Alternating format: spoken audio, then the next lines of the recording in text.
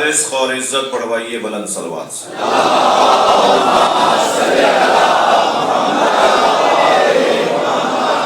سورہ مبارک آل عمران قرآن مجید کا ایک حسین سورہ اور قرآن مجید کی ایک جمیل آیت۔ آیت کا ایک ایک حصہ میرے اور آپ کے لیے ایک دوا اور دوا بھی شفا بخش دوا کا عنوان رکھتی ہے۔ ارشاد ہو رہا ہے یا ایھا الذین آمنوا، اے صاحبان ایمان، اتقوا اللہ حق تقاتہ، تقوی پروردگار اختیار کرو مگر تقوی کا حق ادا کرو۔ تقوی بھی ایسا تقوی کہ جو واقعی تقوی ہو، جیسا اس کا حق ہے ایسا تقوی اختیار کرو۔ مومنوں سے بات ہو رہی ہے کہ متقی ہو جاؤ۔ اس کا مطلب یہ ہے کہ ضروری نہیں ہے کہ ہر مومن متقی ہو، ہر مومن کا متقی ہونا ضروری نہیں ہے، لیکن صاحبان ایمان کو دعوت تقوی دے کر اللہ در حقیقت امام المتقین کے ساتھ جوڑنا چاہتا ہے۔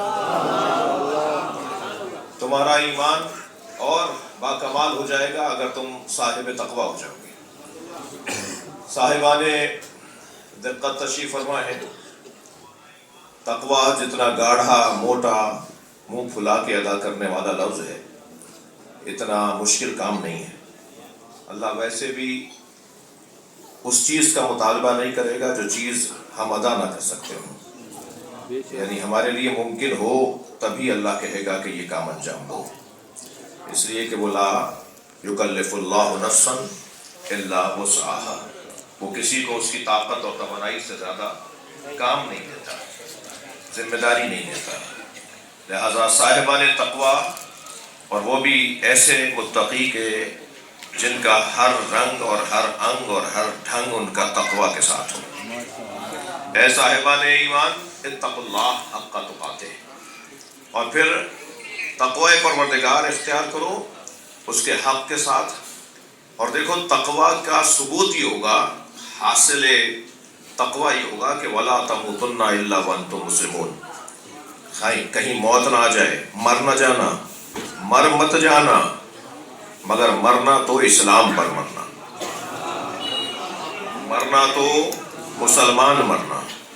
یعنی اللہ چاہتا یہ ہے کہ مسلمان جیو بھی اور مسلمان مرو بھی۔ مگر میرے محترم سننے والوں، میرا سوال آپ سے یہ ہے کہ کیا مسلمان جینا مشکل ہے یا مسلمان مرنا مشکل ہے؟ مسلمان جینا بہت آسان ہے، مسلمان مرنا مشکل ہے۔ مسلمان مرنا ہنر ہے، جو مسلمان مرتا ہے وہ مسلمان جیتا ہے، مگر جو مسلمان جیتا ہے وہ ضروری نہیں ہے کہ مسلمان مرے بھی۔ لہذا ماضی کا اچھا ہونا ہنر نہیں ہے، مستقبل کا اچھا ہونا ہنر ہے۔ ہم نے بہت سے لوگ دیکھے جن کا ماضی بہت اچھا تھا مگر مستقبل برباد ہو گیا، اور ہم نے کچھ ایسے بھی دیکھے جن کا ماضی خراب تھا مگر ان کا مستقبل اچھا ہو گیا۔ جن کا ماضی اچھا تھا مستقبل برباد ہوا، ان کا تذکرہ میں نہیں کروں گا، لیکن جس کا ماضی خراب تھا اور مستقبل اچھا ہو گیا اسے حور علیہ السلام کہتے ہیں۔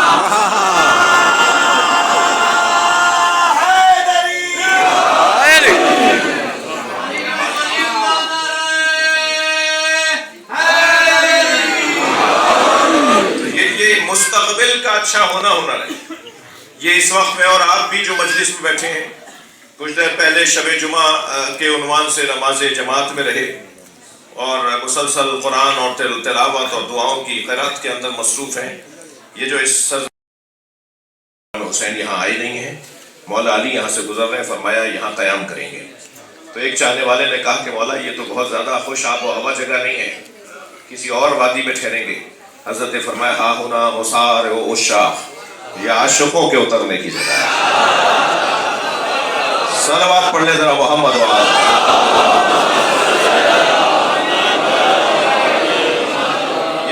یہ جگہ عاشقوں کے اترنے کی جگہ ہے۔ میں ایک آپ سے التماس کروں گا کہ تاجدار بہو جو ایک ہندوستان کی ایک شہزادی، ایک نواب خاندان کی خاتون جن کے نام جنہوں نے اس امام بارگاہ کو بنایا، ان کی مغفرت کے لیے ایک بلند صلوات۔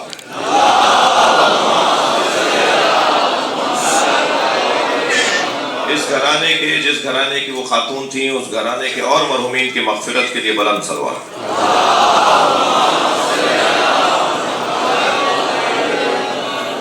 توجہ ہے حضرات کی؟ آپ نے کبھی غور فرمایا ماتم میں، مجلس میں، ابھی بھی یہاں میرے دوست اگر پہلو بدلیں گے تو برابر والے دوست کو تکلیف ہوگی، یہاں بھی مجھے نظر آ رہا ہے، وہاں بھی نظر آ رہا ہے، یعنی ہمارے بدنوں کو تکلیف ہو رہی ہے مگر روحوں کو غذا مل رہی ہے۔ یہ جگہ جو ہے نا روحانی غذاؤں کی جگہ ہے، یہاں روح کی پرورش ہوتی ہے۔ آج اتفاق سے بات ہو رہی تھی علامہ اقبال کے اوپر۔ علامہ اقبال کہتے ہیں کہ عشق پر اعمال کی بنیاد رکھ۔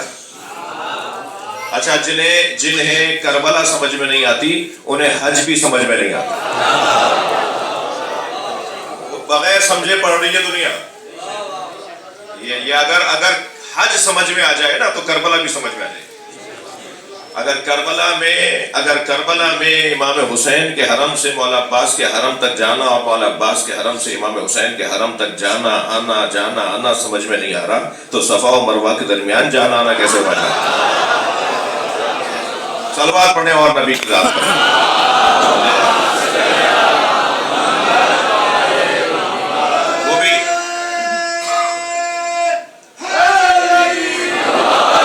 وہ بھی عاشقوں کی جگہ ہے اور یہ بھی عاشقوں کی جگہ ہے، مگر اس سرزمین عشق میں اور اس سرزمین عشق میں ایک موٹا سا فرق ہوتا ہوں، یعنی مکہ بھی زمین عشق ہے اور کربلا بھی زمین عشق ہے۔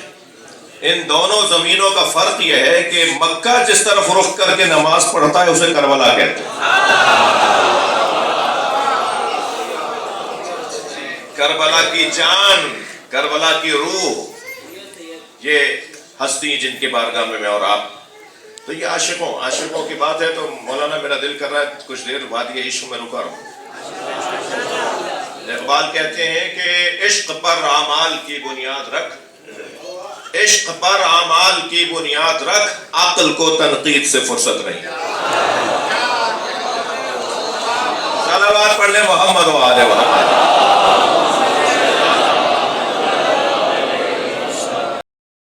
فریب عشق ہوتا ہے، وہ جو نگاہوں کا سراب عشق ہوتا ہے، وہ در حقیقت عشق غلط ہے۔ اور عشق صحیح کی پھر دو قسمیں ہیں، ایک عشق مجازی اور ایک عشق حقیقی۔ عشق مجازی بھی عشق صحیح ہے اور عشق حقیقی تو ہے ہی عشق صحیح، یہ عشق حقیقی تو ہے ہی عشق صحیح، لیکن عشق مجازی بھی عشق صحیح ہے۔ عشق مجازی اور عشق حقیقی کا اگر میں جو ہے وہ ایک تشریح کرنا چاہوں تو وہ یوں کروں گا کہ اللہ سے عشق عشق حقیقی ہے، اللہ سے عشق عشق حقیقی ہے، اور علی سے عشق عشق مجازی۔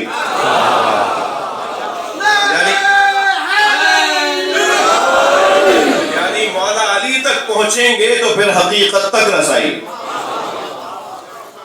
حسین مولا تک پہنچیں گے تو اللہ تک رسائی۔ جی یہ ہو ہی نہیں سکتا کہ کوئی امام حسین کے بغیر اللہ تک پہنچ جائے۔ جو امام حسین کے علاوہ اللہ چاہتا ہے نا، جو امام حسین کے علاوہ اللہ چاہتا ہے انہیں شام سے تو اللہ ملے گا، کربلا سے نہیں ملتا۔ لہذا عشق حقیقی اور پھر یہ عشق کی وادی کے بے خطر کود پڑا آتش نمرود میں عشق، عقل لبی محو تماشائے لبے بہم رہی، عقل تو چھت پہ کھڑی دیکھتی رہ گئی۔ یہ حضرت ابراہیم نہیں کودے تھے، عشق کودا تھا۔ تو یہ جگہ بھی عاشقوں کی جگہ ہے، یہ بغیر عشق کے سمجھ میں نہیں آئے گی بات۔ اور مجھے فارسی زبان دوست بھی تشریف فرما ہوں گے، شاعر نے تشریح کی ہے عشق کی کہ امروز کے در دام تو افتادے ہم ہے عشق، آج میں تیرے دام میں اے عشق، آج میں تیرے دام میں پھنس گیا، تیرے جال میں پھنس گیا، گفتی کے در ان باغ پر از گل قفسی نیست۔ تم نے تو یہ کہا تھا کہ یہ پھولوں سے بھرا ہوا باغ ہے، یہاں تو کوئی قفس ہی نہیں ہے، مگر جب میں اس باغ میں اترا تو یہاں تو قفس ہی قفس ہے۔ امروز کے در دام تو افتاد ہم عشق، گفتی کے در ان باغ پر از گل قفسی نیست، تعریف من از عشق ہمان است کے گفتم۔ عشق کی تعریف تو وہی ہے جو میں نے بتا دی، وہ کیا ہے؟ در دام کسی باش کے در دام کسی نیست، اس کے عاشق بنو جو کسی کا محتاج نہیں ہے۔ صلوات پڑھنے محمد و آل محمد۔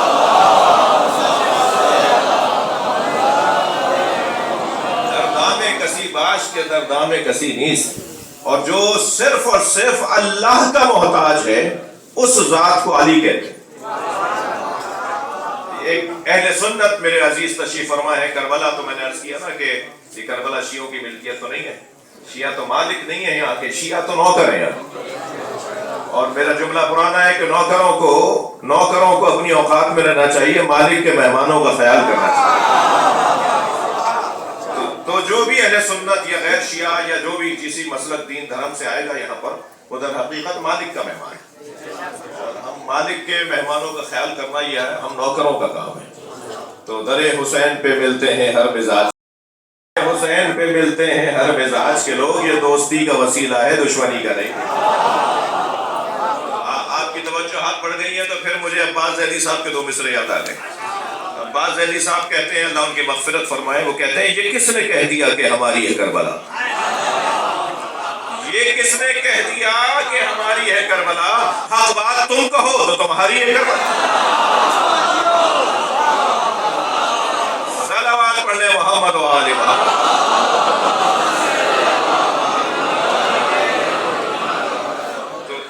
تو یہ عاشقوں کا ماحول الحمدللہ، آپ توجہ کے ساتھ تشریف فرما ہے۔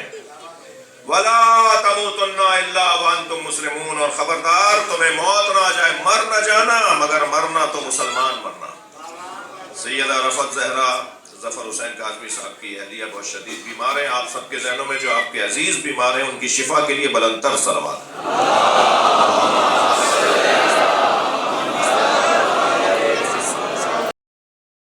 کو اللہ نے بنایا مختلف ہے، تو یہ اپنے اختلاف وجودی کی وجہ سے اختلاف نظری کیوں نہیں رکھے گا؟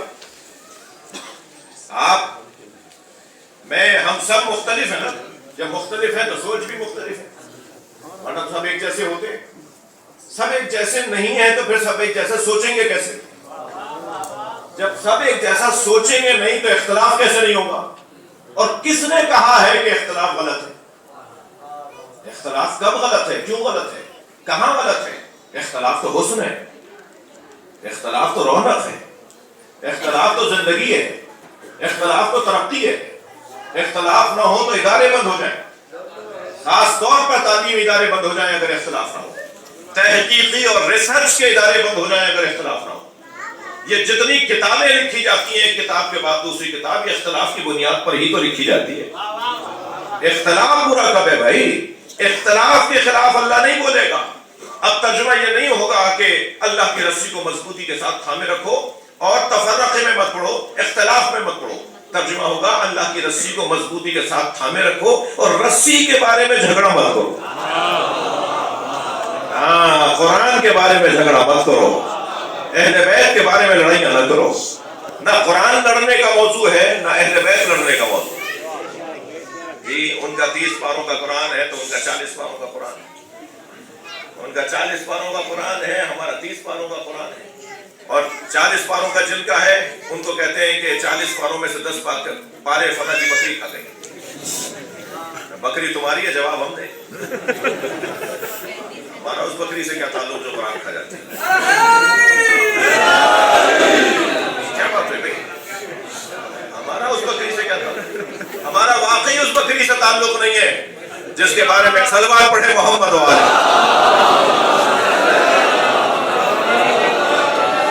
اس سے بلند صلوات نبی کی ذات ہے۔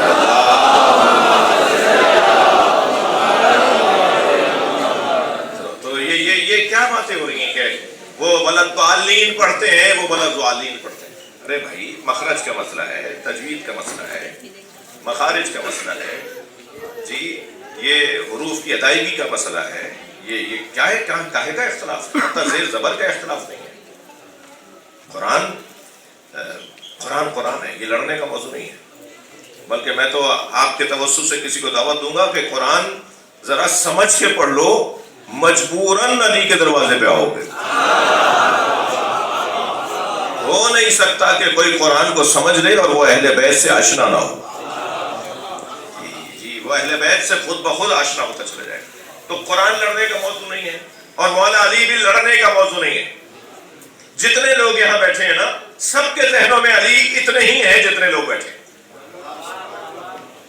یعنی کسی کے ذہن میں بھی مولا علی اس